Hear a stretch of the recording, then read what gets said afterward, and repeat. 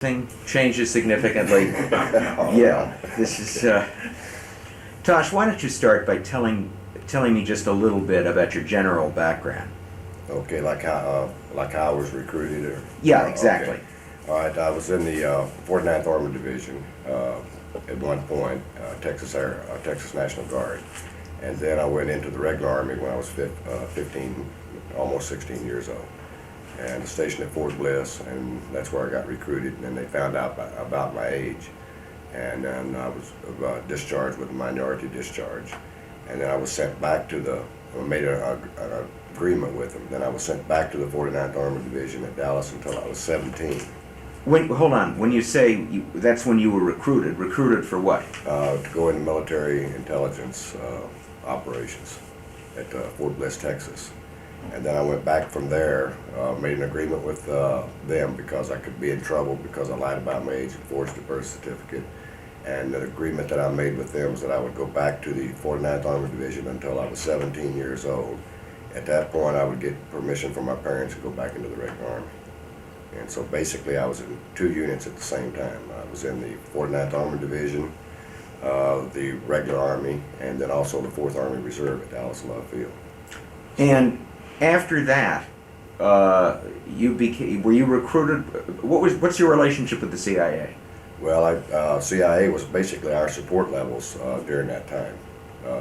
So as a result of that, after I was in the 49th Armored Division, the 4th Army Reserve was the beginning of my military contact, which led into CIA, and that was through Captain Edward G. Sywell, 4th Army Reserve, Dallas Love Field. How old were you when this? When I first made contact with the 4th Army, I was about 17, 18 years old. And when the CIA guy made contact with you? The CIA people, we were always in, they were always sort of in touch with us. We did special ops for them. They acted as our support units and, give us support for operations that we were engaged with. Our military intelligence, we went out to do different things like gun running, got involved in civilian operations. I went to work for Southwest Aeromotive, which was a defense contractor that overhauled jet engines. They set me up a job with that company. They being? They being military intelligence or CIA or whatever. You didn't know which one? I had no idea, but I did know that I was involved with military intelligence, 4th Army Reserve, out of Dallas Love Field. Had you been discharged from the military at this point? Minority discharge, but I had a minority discharge from the regular Army, honorable discharge for minority reasons. Minority being too young.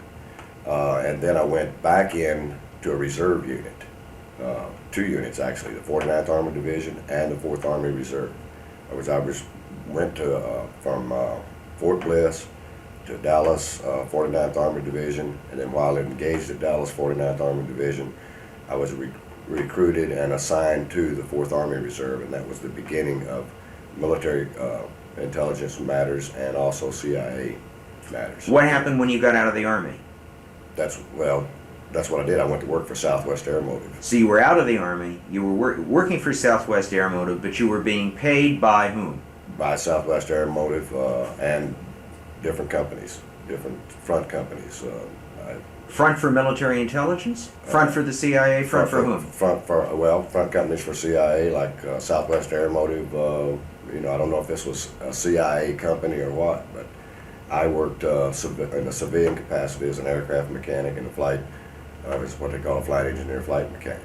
Started taking flying lessons through the GI Bill at White Rock Aviation.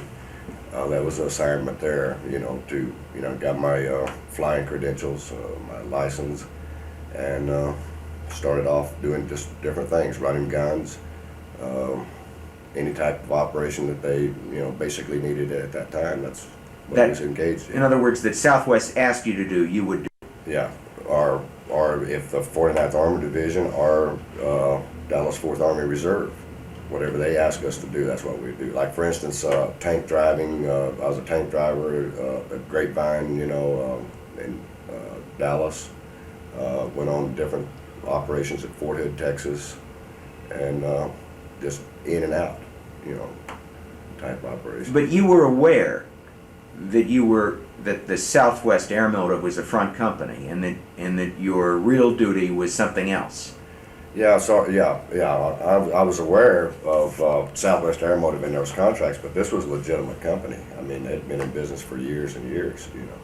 So I basically, the way you got paid for me to have this job, and from that's where I started making, you know, contacts were made with me, and then basically through Fourth Army Reserve Dallas Love Field was where the beginning of the various contacts of, you know, people that I, you know, would come in contact with to do certain operations. What year was that?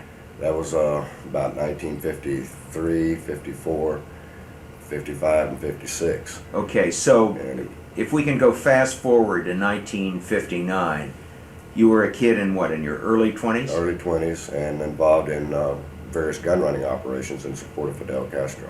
In support of Castro. Right. Tell me about that. Who were you? What were you doing specifically? Well, we were catching guns, stash points, staging areas, and then transporting those all over the country. I mean, it was from Akron, Ohio, to Columbus, Ohio, to Atlanta, Georgia, to Pahokee, Belgrade, West Palm Beach, Marathon Key, inside Cuba, Bimini, South Bimini. I mean, just California, Arizona, all kinds of different staging areas. And we would transport these weapons. Eventually, you know, some of them came from National Guard armories, some of them were stolen. So that was the beginning, and one of the operations was out of McAllen, Texas, and that was one of the staging areas that we... Anyway, Castro took over, and then the government changed its mind about him. Right. And your role changed? Our role changed. It got, we went in anti-Castro movements, and eventually becoming involved with groups that were being set up like Alpha 66 and Omega 7s and different, you know. How was that explained to you? Well, it never was really explained to me. It was just something that you gradually just work into, you know. In those years, it was sort of an honor to be involved in those black operations. We knew that they were specialized operations and controlled not necessarily by the CIA, but controlled by the National Security Council, Pentagon, and in some cases CIA, where we actually worked for CIA people. Did you ever, was my next question, did you ever meet during the start of the anti-Castro movement, did you ever meet somebody who identified himself as military intelligence, NSC, CIA? Oh, quite a few people. Yeah, quite a few people. Ed Sywell, Justo Carrillo, some of my names I can't even remember, that were all CIA people. And it was, so you understood that you were working for the CIA, that they were in some way or another paying your salary? Yes, definitely. Yeah, there's no question about that. There was no secret. No secret. And you got to remember too that was before all the stuff came up, you know, years later about Watergate and things like that, to where it would, you know, be a tarnish thing. In fact, before 1960, actually before 63, the general public never heard too much about the CIA. There wasn't a lot of things written or something like that. So, and then also the military end of it. Nothing was ever really to the surface, you know, the operations that we're involved with. What was your role in the Bay of Pigs, Tosh?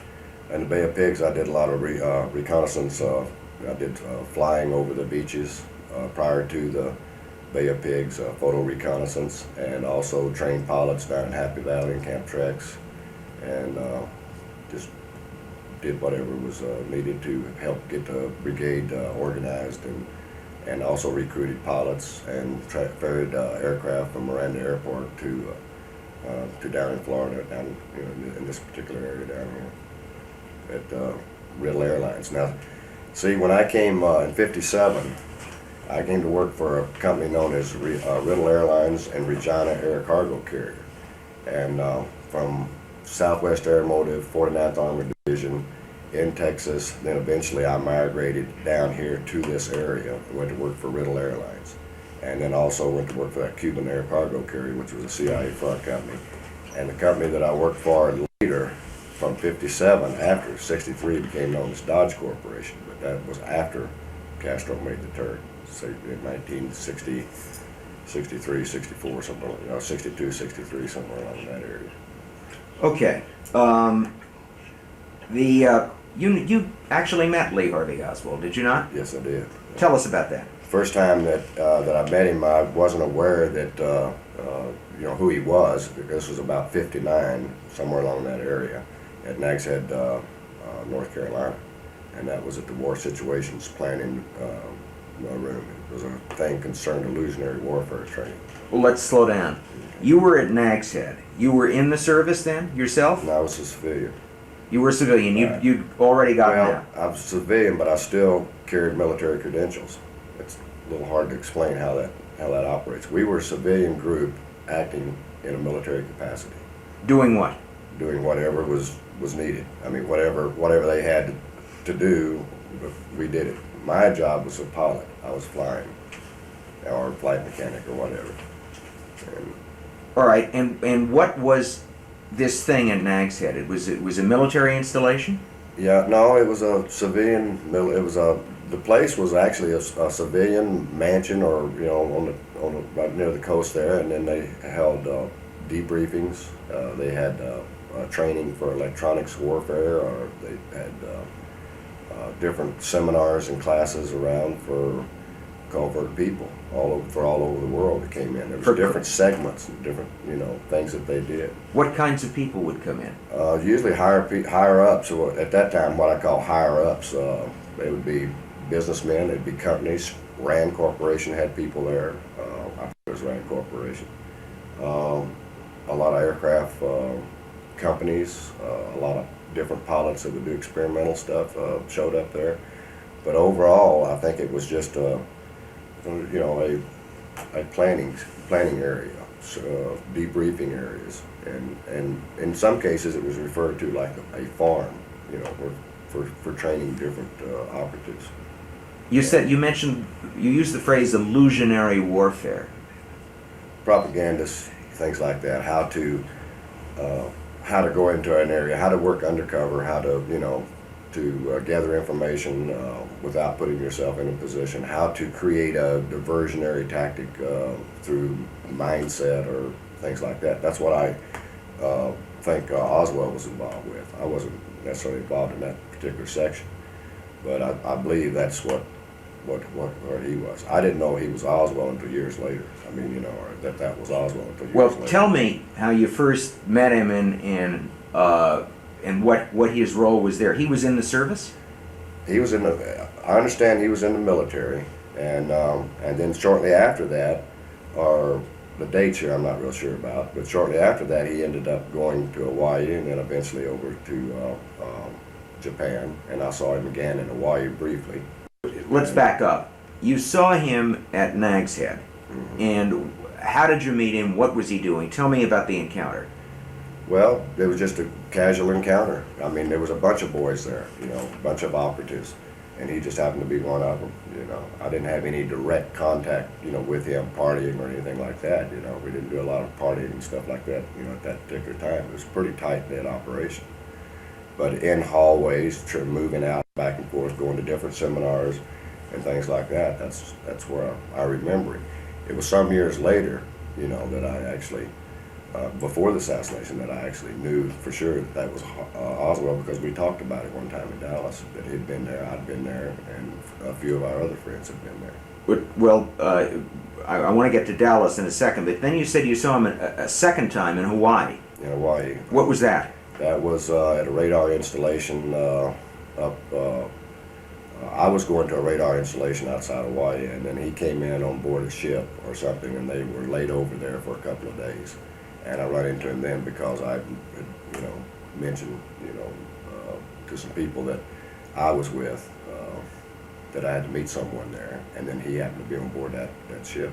What year was this? That was about 59, 60 somewhere. Okay, so he's still in the service. 60. It was about, yeah, he was still in the military. It was just before he went over to Japan. It was before he defected or whatever he was supposed to do. Did you have a chat with him in Hawaii or anything? You just saw him there? No, just other than casual, whatever. Hey, how you doing? You know, it's good to see you again, or something like that. And then we, you know, Did he have about the extent of it.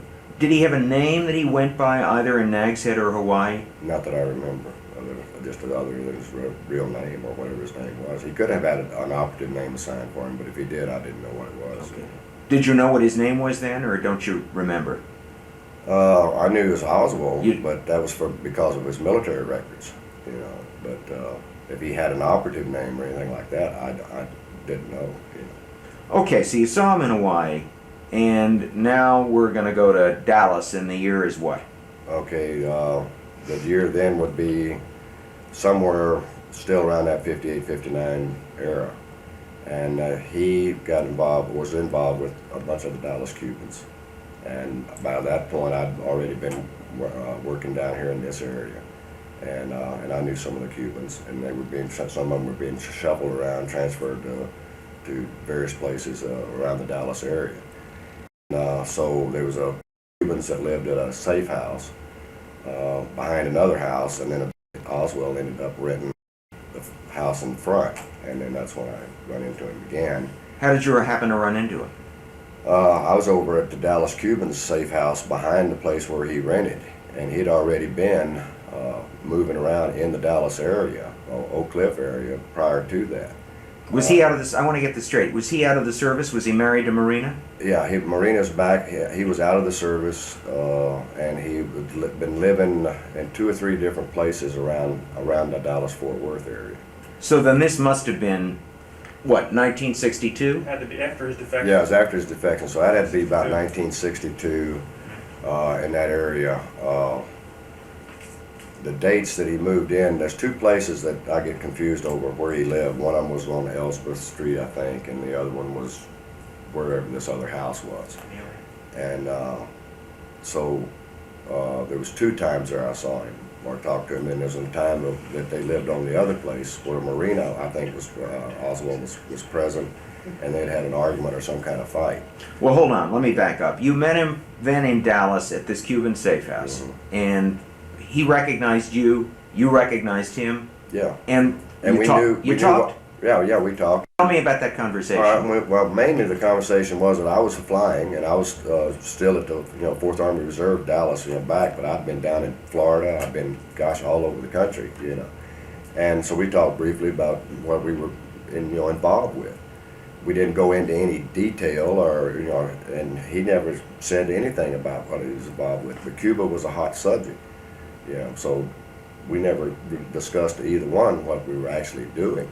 Like running guns, what I was doing, or flying guns, or who we were working for, or what, it was just a nonchalant, casual type conversation, Did you see him again? No, not after that. I don't think so. Well, you were about to say something about Marina. Well, we had an incident one time where the Dallas police, I don't know if the Dallas Police Department was called to the place that they lived because we were firing fireworks off the porch deal, and there was a vacant field across the field and across the street there, and we were firing firecrackers, bottle rockets, and Dallas police come out and told us not to do that. Was Oswald there? Oswald, well, yeah, we were up on the porch thing there shooting off these rockets. Just for fun? Just for fun, yeah. He lived in that area, and there was someone else that lived around that area, and I had a lot of contact with different people in that Oak Cliff area, and this was just a casual, deal. So the only time you met him in Dallas was this one time? No, it was a couple of times. Couple of times. Yeah, there was a couple of times. The first time I met him was at this safe house, that he eventually moved into the front part. And then during that same period, there's 2 or 3 times there that we had a conversation over maybe a month or 2 months, whatever he moved. He moved to one place, and then he transferred to another place, and then he went back with Marina to another house. There's three places that I remember, and that's where I saw Oswald. And another place was at Harlandale, and this was a safe house for some of the Cubans. And he was by there at that particular house. So he had some kind of contact with the Cubans there in Dallas as well. What you're telling me, who are these safe houses organized by? could be CIA, it could be a lot of the Cuban community from down here in Miami that was at that point filtering up to into the Dallas area. Anti-Castro people. Anti-Castro people, right? From whatever groups that were. What did it mean to you then to see Oswald in a Cuban safe house around Cubans like that? What did that say to you about who he was? It didn't surprise me at all for him to be active. You got to remember, this was before he became a prominent person.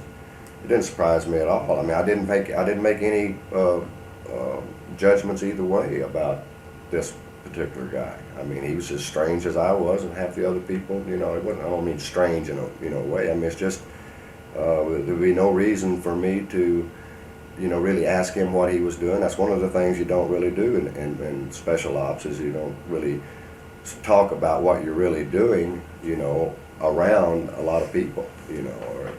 Was it, I don't want to lead you, but was it clear to you that at the least he was involved in some kind of basis with the anti-Castro Cubans and conceivably with military intelligence? Yes, definitely. There's no U.S. military intelligence. Yeah, there was no doubt in my mind at that point that he was an operative, the same as what I was. I mean, it's like a world unto itself at that particular point in time. There was no question about that. We just never discussed anything of a personal nature, or what operations we were engaged with, or what we were really doing. We never discussed politics. We never went in. My recollections about him, he was a very, very smart individual. He wasn't stupid. This has all been labeled on him over the years, by whatever media because of the assassination thing. He was, in my opinion, even at that time, I knew that he was deeply engaged in something. Exactly what his place was, I had no idea, and I wouldn't ask. And but I liked the guy. But he was a sort of a loner. He didn't really, hang out with a lot of people. He didn't really, fraternize bars and things like that. And there was always a strained relationship, I thought, between him and his wife. And I only saw her one time, and that was at, they had an argument at one of these places, and they were in a big argument about something. And then shortly after that, I left. What happened? I don't know what happened. I mean, I think she left, or Lee left, or somebody left the house there for a little bit. Did you tell me, Gus, something about carving initials in it? What was that?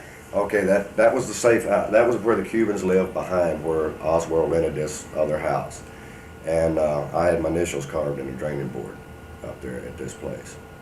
And that was one of the Cuban safe houses, and this was a bunch of the Cubans that had operated out of this Harlandale or whatever address it was in South Oak Cliff.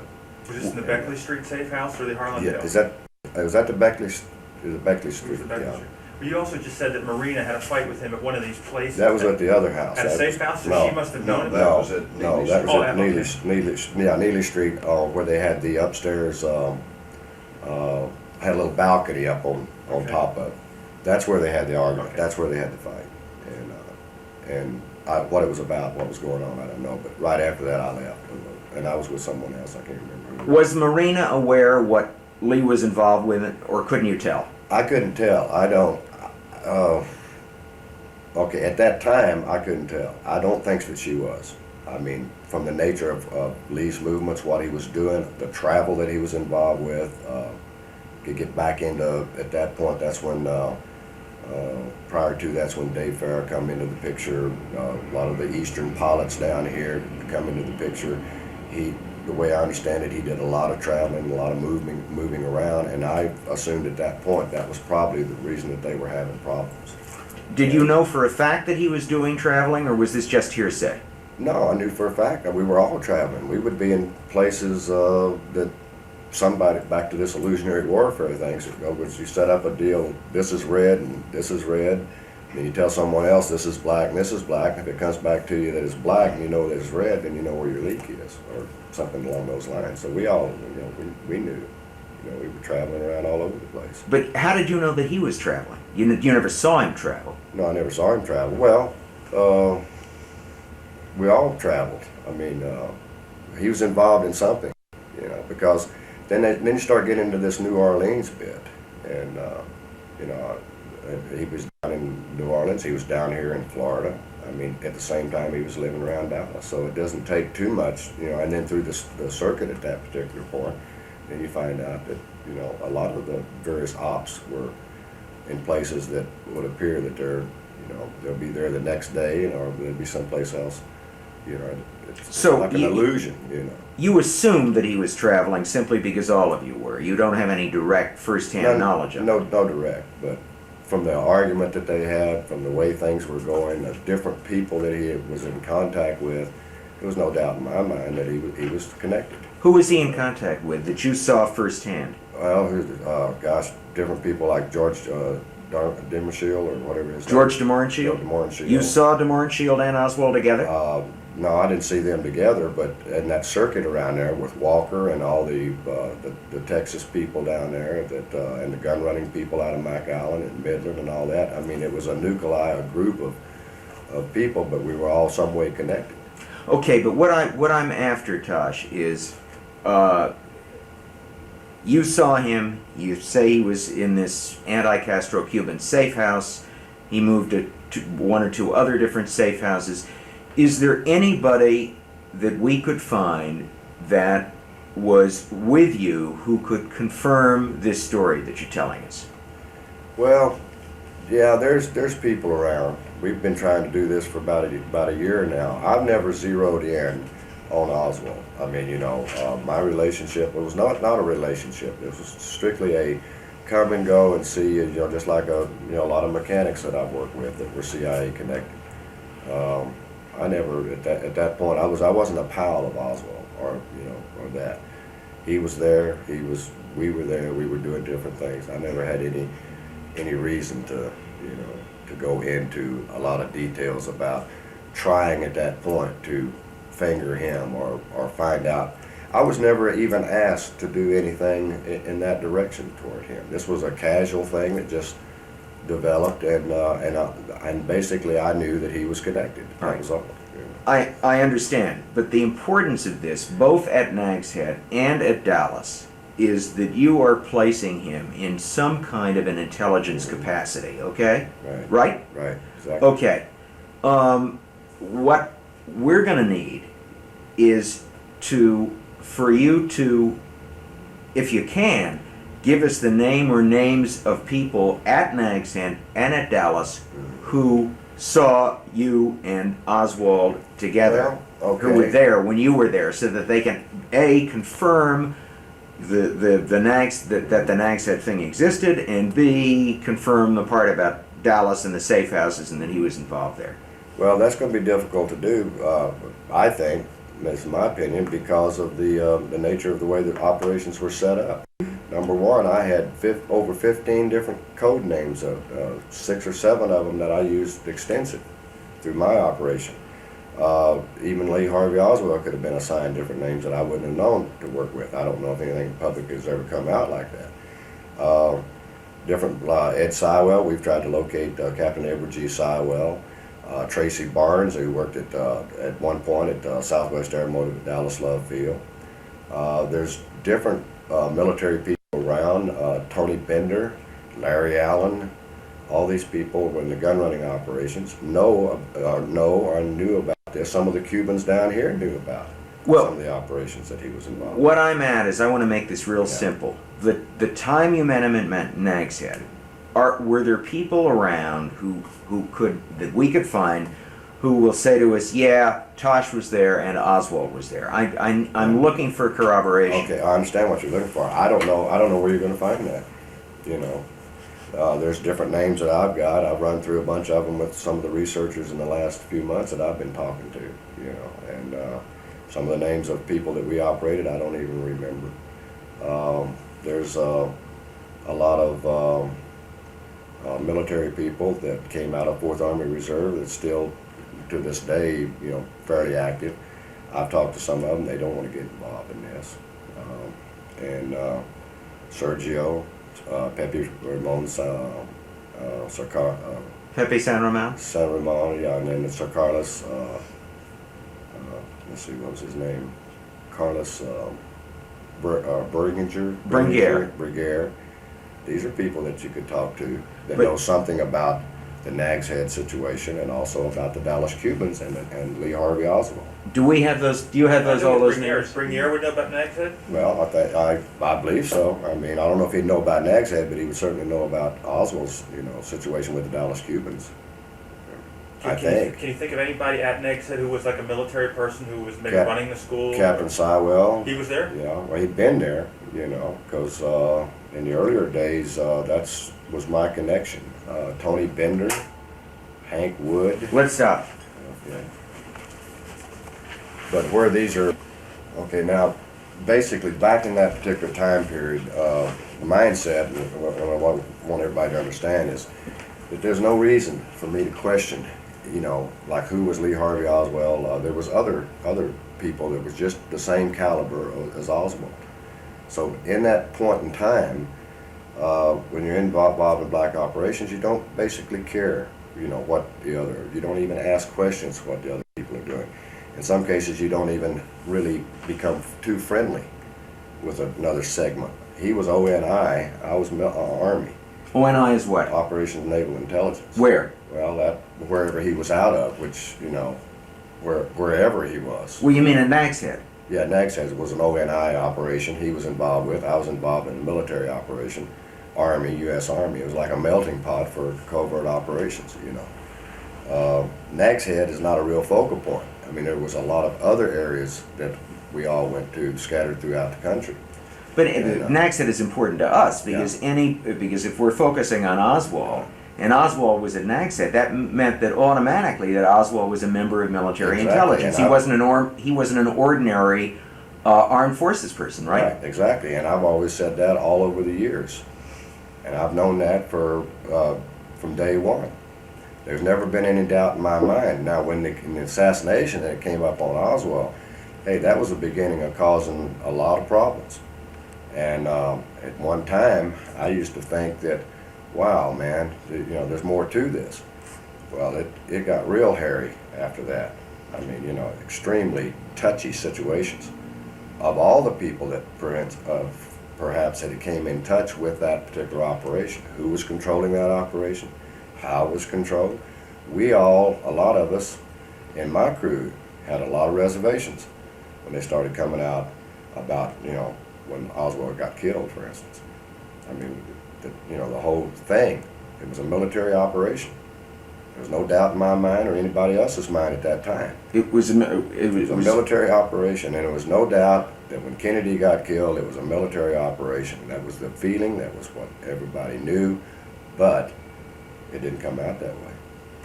What do you mean it didn't come out that way? Well, we know history now says he was a lone nut that I see what you mean. Killing somebody, or shooting the president. What I'm saying is during those areas, how I knew, is because of the connection, because of just like you're employed as a producer, so you meet certain people and the jargon and know the mechanics of that particular field, just like we would know the mechanics of the particular field that we were involved with. So to have someone come up like Oswald and be at Nags Head and go through covert military type training and go all the way to Russia and come back and be involved with to the extent of radar and electronics in those days that he was involved with, it had all the earmarks that he was set up. But when you started coming out and trying to talk about something like that, man, and then it turned against. He became a lone nut.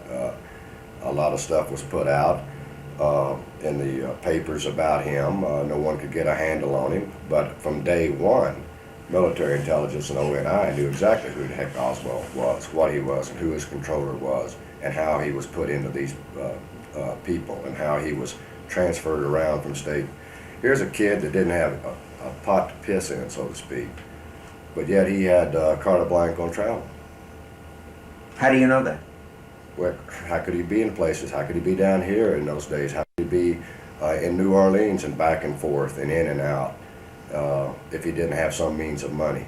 If the story comes out that he was extremely broke and was getting help from independent people through Dallas or whatever, then how could he move around like he did? even getting the jobs and the positions that he was. Getting back to the Texas end of it, in my opinion, he was set up in those positions and somehow passing information back to certain people.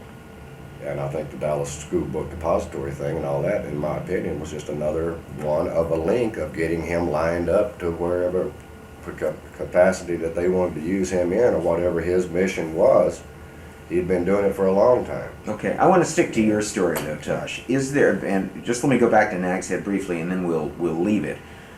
Gus, do you have names of people who could place Tosh at Nags Head? No. No. Jim, do we have some names that we went through on some of that stuff? Not for Nags Head. How long were you there, Tosh? Oh, just a couple of days. Just a couple of days? Yeah, just a couple of days. There's other people there for long periods of time. Do we have those names? But I wouldn't have any access to those names. To exist. It's only been rumored. Okay. It's been rumored through the intelligence community that it exists, not just through me. I mean, lately I'm talking about. How big an operation was it? What did it look like? Well, it was a mansion. It was a big house. It was a brick house. Had ivy stuff growing on the front of it. A great big manicured lawn, and some people referred to it as a farm. What they did there. I don't know who owned the place. I had no. To this day, I don't know. And there was a picture of this place in some magazine or book a long time ago, but I don't know where to find it. If you went back there, could you find the place? I think I could. I went back to Dallas and found a couple of safe houses off instinct, and I think I could find it. In Dallas, would Marina remember you? That's a question I have. I would like someone to talk to her about that incident. The argument that they had. argument, right, and around that time, and then eventually I would like to talk to her myself to see if she remembers me. Now, whether she would or whether she wouldn't, I don't know.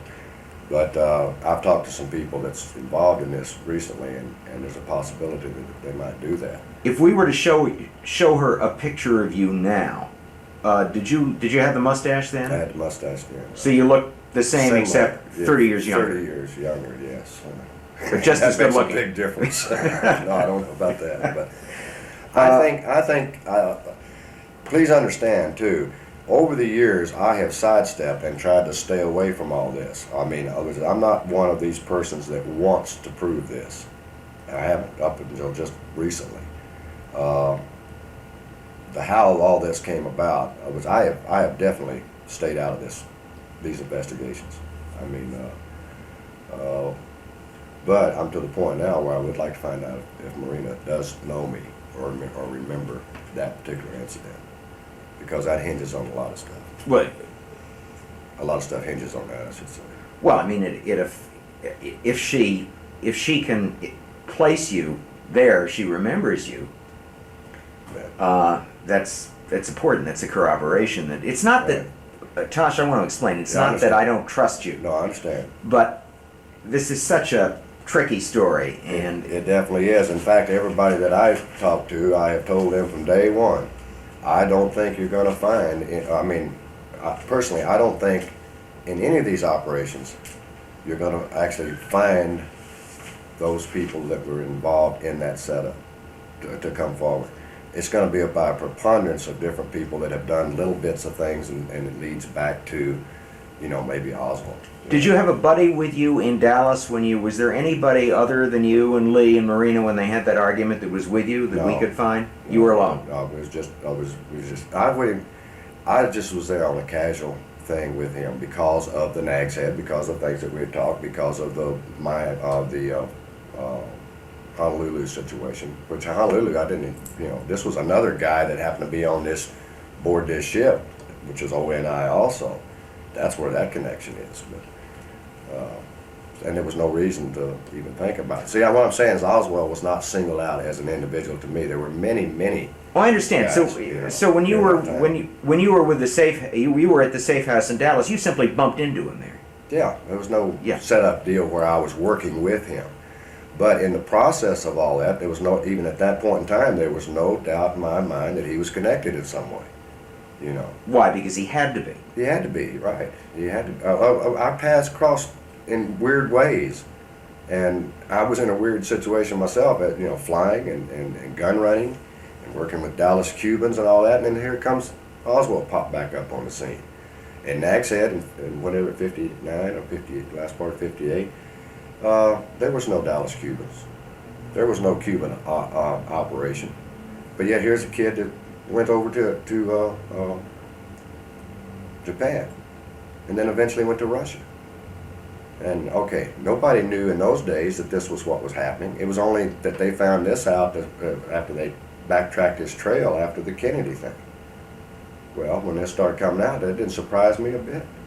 But what did surprise me that they were laying it as a lone nut theory. And then that's spooky. That's scary.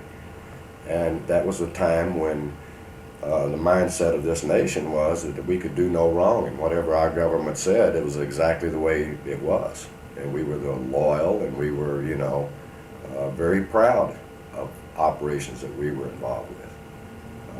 When people say on black ops type thing that we're a bunch of shady people and crooks and criminals and all that kind of thing, that's true to some extent. But that didn't really come into the picture until the murky waters of Cuba and Castro and all this. And then everybody and his brother that was involved in that scene became quote CIA. And a lot of stuff was labeled onto the CIA that the CIA was not responsible for. And don't get rambling, but when they start taking mafiestos and calling them colonels on slang, then there's connections there someplace. I mean, it's not how you know, but it's just the mood of the whole operation that sort of uncovers itself. If that makes any sense. Let me go to a couple of days before the assassination.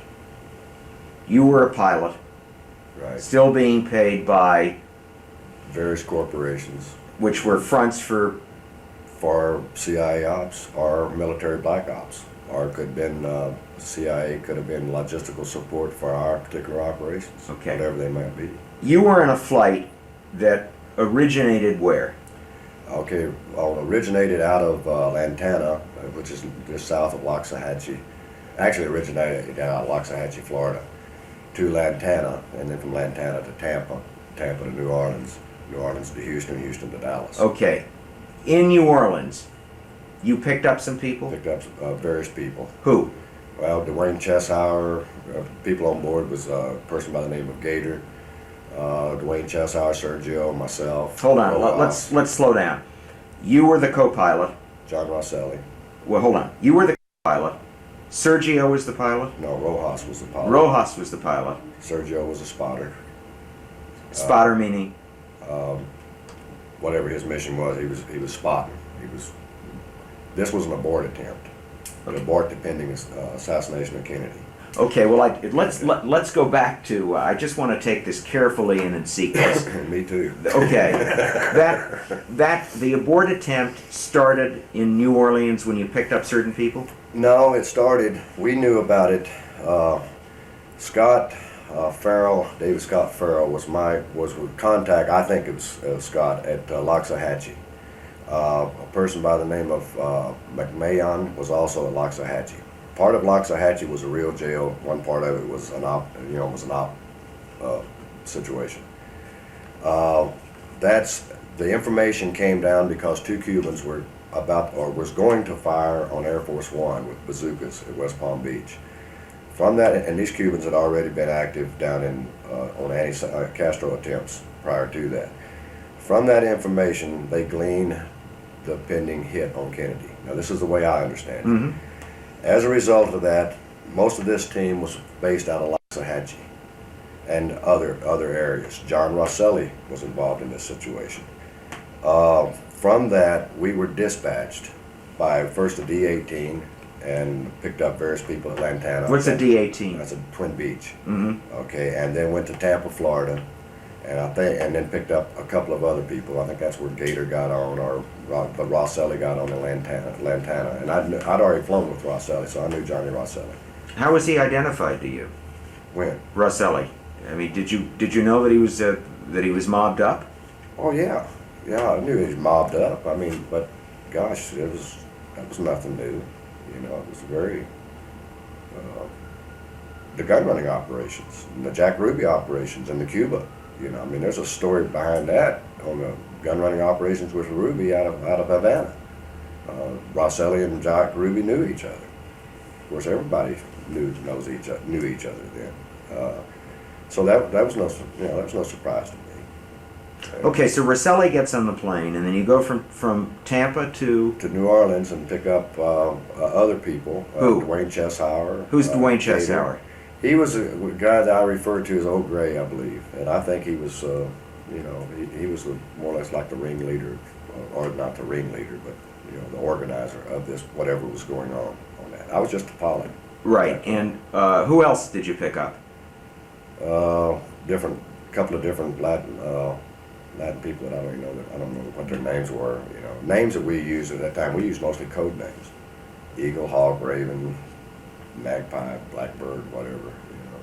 Different code names. Well, who were the people that you knew, that you'd seen before, that you'd met before? Roselli, Sergio, and Rojas, and Gator. Okay, who's Gator? Gator was worked out of Bayou Buff, Slidell area. Let's stop for a second. Your Gator is. Okay, he'd been on different operations, in Cuba, outside Cuba, different things. He'd had 3 fingers. The reason he comes into the pictures is some people thought that he might have been one of the people setting in a picture that happened to be on Dealey Plaza. This was sort of my idea, to see if he had 3 fingers on one deal. He'd worked with a lot of the anti-Castro Cubans. And Did Gator have a name? that's all I've ever known him by is Gator, That right, Jim? Oh, there's, We've kicked some ideas the around. problem is there's 2-3 people we come up with that had nicknamed Gator, so Yeah. we're still. As Okay. far as who it'd be, I don't know. Now let me back up here. This is a real confusing area even to me, because this thing was put together very hurriedly, scattered all over the place, trying to get everybody. It became like a comedy of errors, to some extent. And there was a lot of shuffling people around at that particular point. And so when we left New Orleans and went to Houston, well, things began to deteriorate right after that. People that were supposed to be there were not there. People that was supposed to, pave the way for whatever we were, however it was set up, did not show up. When we got to Dallas, it was a mess. Well, hold on. I want to back up. You said this was described to you as an assassination abort team? Right. Who told you that, and when did they tell we you? talked about that on the aircraft, and Scott, we knew after the Cubans was going to fire on. Now, I'm not saying that the Cubans were involved in assassination, but the whole thing hinges on the fact that the Cubans were going to fire on Air Force One, and Secret Service picked them up, and they gleaned the information from that. So we already knew that we were going on an abort, a team to try to stop an assassination of the president. Everybody on board that aircraft knew that. Who told you that? Scott told me that. Who's John Scott? Roselli, Scott Ferrell, or one of the guys at Loxahatchee. Was he on board? He was not on board. But he told you that. Roselli, who was on Roselli board. on board. He talked about that. Tell- They didn't talk to me about that, but this was conversation in the back. That they knew that they were going into abort. That's the reason I'm so adamant about there was an abort team that went in to stop the assassination, and they failed. It's because of the conversations and the reason that we were dispatched to that area. You believe that it was a genuine abort team? I believe to this day it was a genuine abort team. But I also can believe, because of the manipulations that were going on and some of the things that were said, it could have been the hit team. I don't really know identically for sure that it was a real abort team. But at that time I was under the impression that we were flying in an abort team because of a pending hit on the president. Reconstruct for me those conversations that took place in the aircraft that you heard with Roselli, etc. What do you remember any of the things that they were saying regarding the fact that they were an abort team? Not anything specific. They wasn't one of these gun hole deals. We're going to go out here and we're going to, stop the president. There was things like where would you put shooters? There's a discussion like that. Where would your shooters be? When you fanned out into the area, the object was just to put them down and put them down quietly. So the conversations on those flights were more like, where would you put a shooter? Here's a map laid out, and this is a particular area. Now, the other thing, one of the things I remember, the hit wasn't even supposed to be at the plaza. It was supposed to be across from the Adolphus Hotel on Elm Street or Main or wherever it is. Wait a second. They knew where the hit was going to be? They wasn't sure where that hit was going to be. The information that they had, it was supposed to be around the Adolphus Hotel. But the next logical place for an ambush would be the plaza. And the big thing would be the motorcade coming out. Over the years, I've heard that was rerouted. I've heard that the timetable was changed on all that. I don't really know, but you asked me the question in the conversation of the aircraft. This was what was being discussed. Where would you put a man? Where would you crossfire? Where would you do your triangulation? There's maps, there's things like that. So someone had solid information and even had pictures of Dallas. On board the plane? On the plane, because they're back in the back and they're going over this stuff. So that's how Rojas and I sort of knew that this, it wasn't a real secret thing. We knew exactly what we were going in. It was an operation, it was a military operation. So, we knew we were going in to stop a hit on the president. And what we were doing at that point in time was doing the strategic and the planning and trying to get our people in position so we could take those guys out without creating any kind of a problem for the president. Okay, you land in Dallas. Where?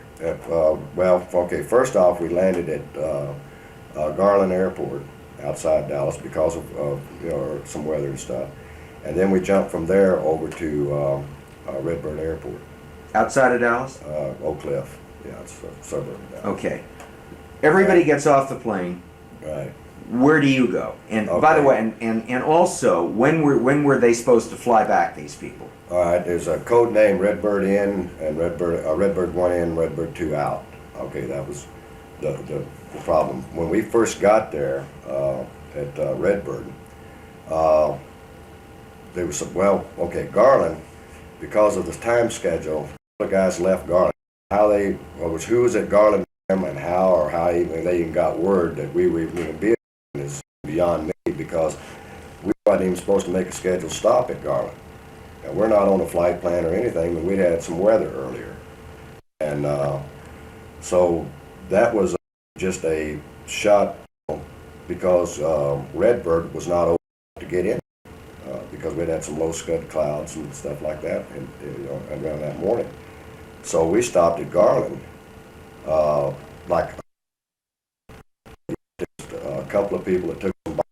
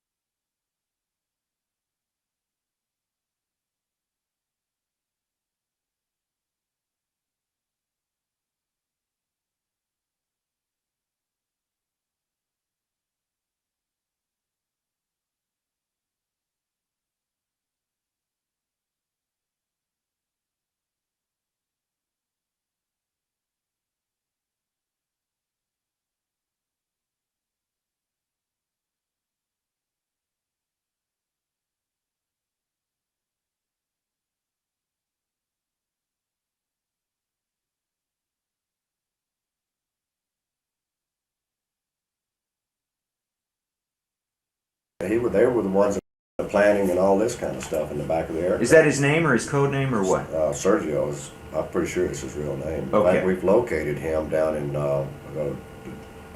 Miami Cubans here have located him down in Puerto Rico. Okay. And I've talked to him recently, You have. yeah. And And he's very is- adamant about not getting involved in this. But when you talk to him, I mean, did you talk to him about this particular day? No, But- we don't ever talk about that. Okay. You and Sergio's role is what? He's Spotter. supposed to be the spotter? Basically a spotter, In other words, to try to see if he can find... right, and radio's being used. and He's stuff got a like radio? that. He's got a radio, and there's a lot of people around there got radios. In fact, it became a real comical place around there because there's agents upon agents all over that damn place.